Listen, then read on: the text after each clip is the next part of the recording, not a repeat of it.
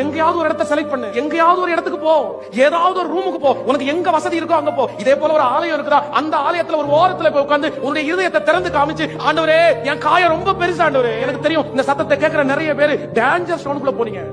கற்பை இழந்துட்டப்பா, உன் கண்ணு ரொம்ப மிஸ்டேக் பண்ணிருச்சு, நீ ரொம்ப தப்பு பண்ண.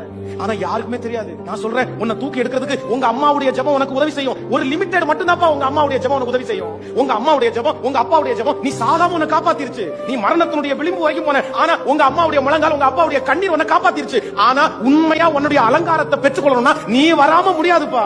உங்க பாஸ்டருடைய ஜெபம் உன்னை கொஞ்சம் தான் காப்பாற்ற முடியும்.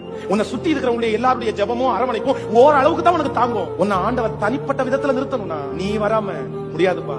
எங்கேயாவது ஒரு இடத்துல போய் அப்படியே இருதயத்தை திறந்து காமிச்சு, நான் ரொம்ப அசுத்தமா வாழ்றேன், ரொம்ப அசிங்கமா இருக்கேன், என்ன மாத்துறதுக்கு என்னால முடியாது, என்ன ஜெயிக்கிறதுக்கு என்னால முடியாது, ஆனா எனக்குள்ளே இருக்கிற எனக்கு உதவி செய்யற உங்களால கண்டிப்பா முடியும்.